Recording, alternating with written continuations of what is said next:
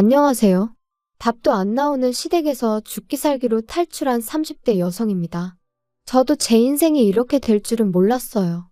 어디서부터 이야기해야 하나 싶은데 결혼할 때만 하더라도 주변에서들 정말 다 부러워했거든요. 저 시집 잘 간다면서 말이죠. 정작 제 스스로는 이게 잘 가는 건가 긴가민가 했는데 사람들이 하도 부러워하니까 그런가 보다 한 제 잘못이라 하면 맞아요, 제 잘못이에요.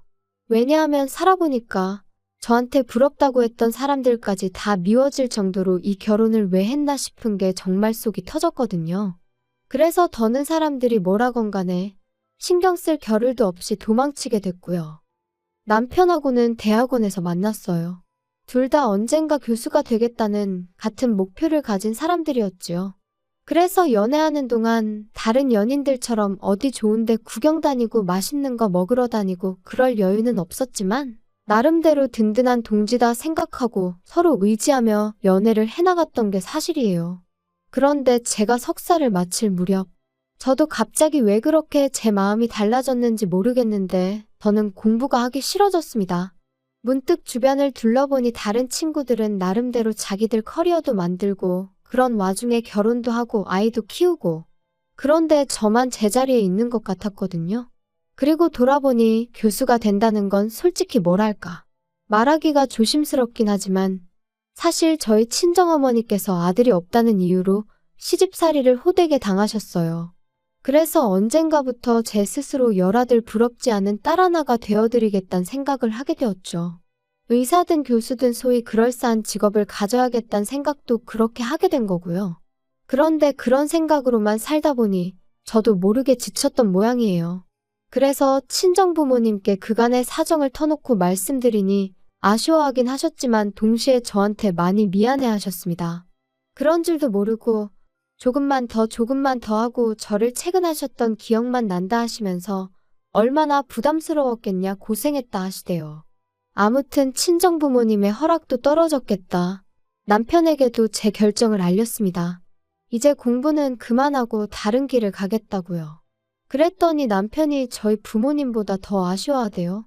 고지가 코앞인데 네 능력이 아깝다면서 말이죠. 하지만 저는 정말 요만큼의 미련도 없었어요. 그리고 이후로 그래도 학벌 덕분이라고 해야 할지 바로 대기업에 들어갔습니다. 약간의 잡음이 있긴 했지만 남편과 제 사이도 크게 달라진 바는 없었고요.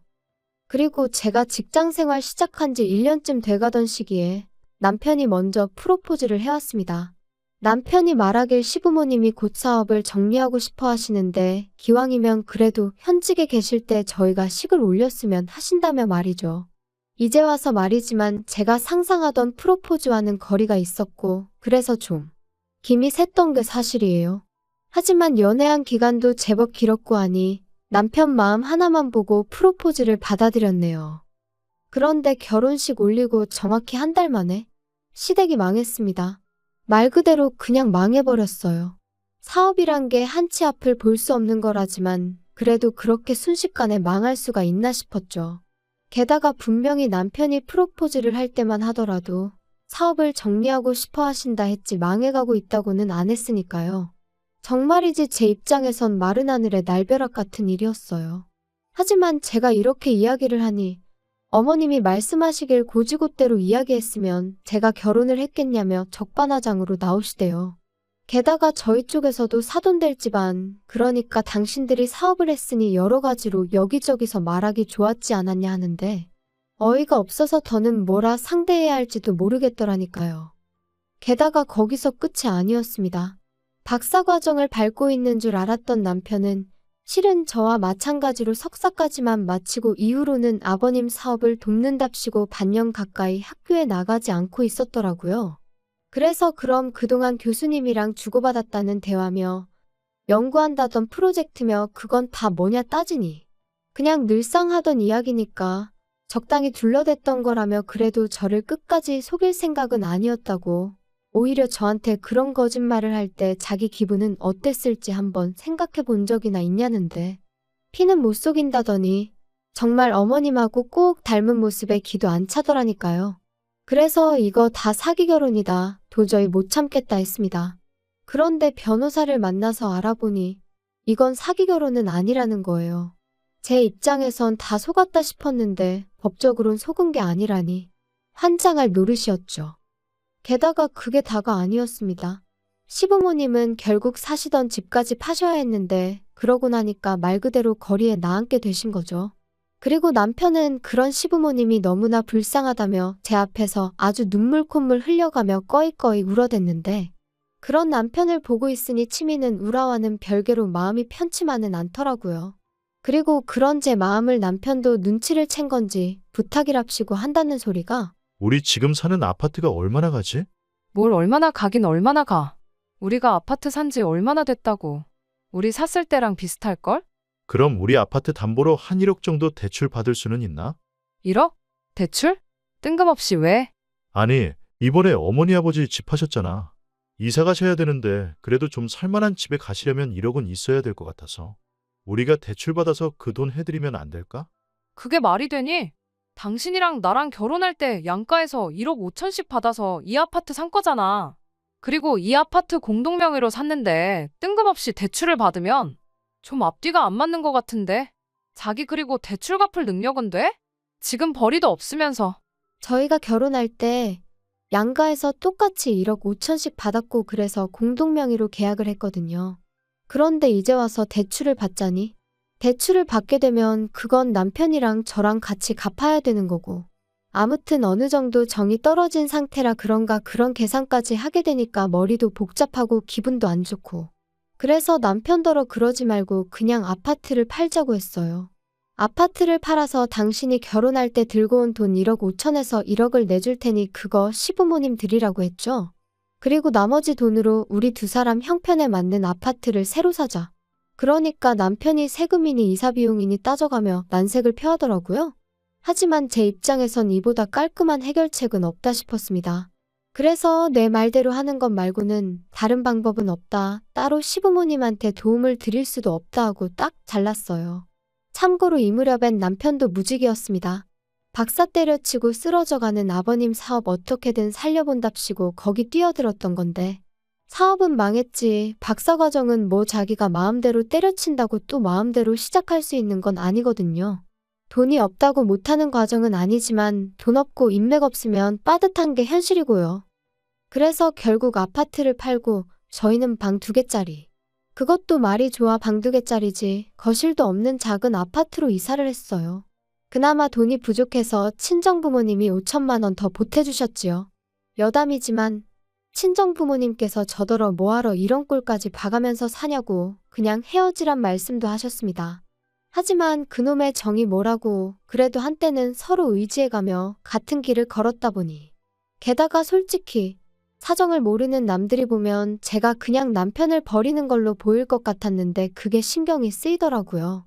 그래서 한때는 사기 결혼이라고 혼인무효까지 알아보기도 했었지만 어떻게든 남편 스스로 자리라도 잡게 도와주자고 그리고 그때 이혼해도 늦지 않는다. 제 나름대로 도의는 지키려고 했어요. 그런데 이런 제 마음이 남편이나 시부모님에겐 그저 만만하게 보였던 모양입니다. 작년 늦가을 두 분이 반지하 생활은 도무지 못하겠다 하시더니 자꾸만 연락도 없이 저희 집에 오기 시작하셨거든요. 그리고 하루만 이틀만 하면서 자꾸 주무시고 가시기 시작하셨는데 저는 아침 일찍 출근해서 야근까지 하고 집에 오면 10시, 11시. 그리고 퇴근한 제 눈앞에 놓여있는 건 산더미처럼 쌓여있는 설거지와 밀린 빨래들. 사실 이때까지도 남편은 계속해서 그래도 자기가 저보다 학벌도 좋은데 제가 다니는 회사보다 급이 낮은 회사는 못 간다고 버티고 있었단 말이에요. 그러니까 한마디로 계속해서 백수인 상황이었죠. 진짜 계속 이럴 거야? 하다못해 당신 먹은 거 설거지하고 당신이 어지른 거 청소는 좀 해놓으라고. 내가 무슨 밥을 차려놓으라는 것도 아니잖아. 내가 지금 남편하고 사는 건지 아들하고 사는 건지. 아, 알겠다니까. 너 지금 네가 돈 좀 벌어온다고 유세 떠는 거냐? 그리고 냅두면 알아서 다 하는데 네가 잔소리를 하니까 하기가 싫은 거 아니야? 언제 하든 해놓기만 하면 되는 거지. 나는 뭐 그 정도 자유도 없어. 남편은 제가 조금만 뭐라 하면 목에 핏대를 세우기 일쑤였습니다. 그런 와중에 시부모님까지 오셔서 주무시고 가실 때면 한마디로 아나무인이 따로 없었지요. 그러니 아무리 좋게 생각하고 어떻게든 이 난관을 같이 해결해 나가보려고 해도 도무지 이건 아니다 싶더라고요. 그래서 결국 보다 못한 제가 어머님 아버님께 앞으로는 이렇게 연락 없이 오시지 마시라 했어요. 그리고 사시는 곳하고 저희 집이 얼마나 먼 것도 아니고 교통편이 없는 것도 아닌데 주무시고 가시는 일은 없었으면 좋겠다 했죠. 하지만 이후로도 어머님 아버님은 몇 번이고 저에게 한마디 말도 없이 제 집에 찾아오셨고 그뿐인가요? 언젠가부턴 부엌 찬장과 냉장고는 물론이고 제 서랍이나 옷장까지 뒤져보시면서 잔소리를 하시기 일쑤셨습니다. 한 번은 친정부모님이 제 생일이라고 사주신 명품 핸드백을 보시고는 시부모한테는 생활비랍시고 꼴랑 50만 원 보내주면서 저는 감히 핸드백을 산 거냐며 회의로 전화를 받지 못하던 저에게 30통의 부재중 통화를 남겨놓으신 적도 있지요. 저로서는 일단 제가 산 것도 아닌데 그런 오해를 받은 것도 억울했지만 설령 제가 샀다고 한들 제가 제 힘으로 번 돈인데 제가 핸드백 하나 샀다고 그 정도로 욕을 먹어야 하나 싶은 게 너무 속상하고 화가 나더라고요. 그래서 결국 참다 못해 남편에게 나 솔직히 당신 하나만으로도 너무 벅차. 근데 어머님 아버님까지 나를 말려죽이려고 작정이라도 하신 분들 마냥 도대체 왜 저러셔? 진짜 힘들어 죽겠어. 너무 부담스럽다고. 야, 뭐? 부담스러워? 너 지금 우리 부모님을 무슨 짐짝 취급이라도 하는 거야? 야, 막말로 네가 우리 엄마 입장이면 안 열받겠냐? 우리 엄마도 한때는 백화점을 놀이터처럼 드나들던 분인데 그런 분이 지금 저렇게 살고 계시니 속 터질 만하지. 근데 너는 뭐 한 번이라도 그런 우리 엄마 모시고 백화점에 가봤어? 맨날 장모님하고만 다니잖아 너. 아니 어머님이 힘드시면 나도 쇼핑하면 안 되는 거야? 그리고 나도 우리 엄마가 사주는 거고 내 돈으로 살 형편한데. 당신이 한 푼도 안 벌어오잖아. 야, 너 유세냐? 그 얘기가 지금 왜 나와? 그리고 이런 무의미한 대화가 30분쯤 오갔을까? 남편이 한다는 말이 그러니까 이참에 어떻게든 자기 부모님도 숨통 좀 트이게 해드리자더니 대뜸 저희 친정부모님 가게 이야기를 꺼냈습니다. 참고로 저희 친정부모님은 30년 넘게 한식당을 운영하시다가 몇 년 전부터 백화점에 밀키트 형식으로 납품을 시작하셨고 이게 잘 되어서 2년 전부터 프랜차이즈 사업도 시작하게 되셨어요. 그리고 남편은 그 프랜차이즈를 들먹이며 시부모님한테 그 매장을 하나 차려드리자는 거였죠. 매장 차리는데 돈이 얼마나 드는지 알고는 하는 소리야? 그럴 돈이 어딨어? 대출 받으면 되잖아. 대출은 그냥 받아? 담보가 있어야 받지. 우리 사는 이 아파트. 이 아파트? 아니 왜 걸핏하면 아파트를 들먹거리는 거야. 그리고 이건 이제 내 아파트야. 야, 너 나 1억 5천 중에 1억만 줬으니까 아직 5천 여기 들어가 있거든. 진짜 어이없네. 그럼 뭐 5천까지 돌려달라는 거야? 대출 안 받아줄 거면 돌려줘. 그래 그럼 5천 받고 아예 이 집에서 나가. 내가 무슨 자원봉사자야? 생활비도 한 푼도 안 벌어오는 당신을 재워주고 먹여주고 그러게? 넌 뭐 말을 또 그렇게 하냐? 내가 마음만 먹으면 취직하는 거 일도 아니고 취직하면 너보다 잘 버는 것도 일도 아니야. 말 같지도 않은 소리만 골라서 하네. 5천 돌려줄 테니까 그 길로 짐 싸서 나갈 생각이나 하셔. 알겠어? 왜 대답 안 해? 야, 됐다. 말을 말자. 그리고 저는 이 정도면 남편이 더는 가게 일에 대해서는 말하지 않을 줄 알았는데 그로부터 며칠 뒤 친정어머니께서 연락을 해오셨습니다. 알고 보니 오전에 남편이 저랑 상의도 없이 시부모님을 모시고 저희 친정부모님을 직접 만나러 왔었다고요. 그리고는 대놓고 저희 부모님한테 서울 시내에 매장을 내신다고 하지 않으셨냐며 그 가게를 시부모님과 남편이 운영하게 해달라고 하더라나요? 당황한 친정부모님께서 지금 쉽게 가타부타 결정을 내릴 문제가 아닌 것 같다고 일단 의사는 알겠으니 생각할 시간을 달라며 세 사람을 돌려보내셨다는데 전화를 받는 내내 제 손이 부들부들 떨리는 게 느껴졌어요. 그리고 친정부모님께선 저더러 어떻게 했으면 좋겠냐 하시더니 당신들은 솔직히 내키지 않는다 하시더라고요. 프랜차이즈라는 건 한 매장에만 문제가 생겨도 다른 매장들까지 영향을 미칠 수 있기 때문에 무조건 하고 싶다 해서 이름을 쓰게 해줄 수 있는 건 아니라면서 말이죠. 그리고 저는 그런 친정부모님께 저한테 설명하지 않으셔도 된다, 저는 다 안다, 이해한다 했습니다. 그리고는 저 때문에 내키지 않는 일은 하지 마시라고 저도 원치 않는다 했어요. 그리고 더는 걱정 마시라고 남편한테도 제가 직접 이야기하겠다 했네요. 그날 저녁 남편이 어딜 갔다 오는지 싱글벙글 웃으며 집에 들어오더군요. 저는 그런 남편을 보고 기가 찼지만 할 말이 있으니 앉아보라 했어요. 그리고는 잔뜩 기대에 부풀어 있는 그 얼굴에다 친정부모님이 내리신 결정을 전했습니다. 그랬더니 아니나 다를까 남편이 또다시 목에 핏대를 세우며 사위도 자식이라는데 너무하네 어쩌네 악을 써대더라고요. 그리고는 급기야 저희 부모님하고 자기가 얘기를 좀 해봐야겠다 하는데 아니 안 된다는데 자꾸 무슨 이야기를 해보겠다는 건지 저도 너무 화가 나더라고요. 이 인간이 도대체 장인장모 알기를 뭐로 알길래 자꾸 맘먹으려드나 싶고 그래서 싫다면 싫은 줄 알지 왜 자꾸 사람을 괴롭히냐 그만하라 했습니다. 그랬더니 남편이 욕을 하면서 옆에 있던 리모컨을 집어던지는데 비록 제가 맞진 않았지만 정신이 정말 확 들더라고요.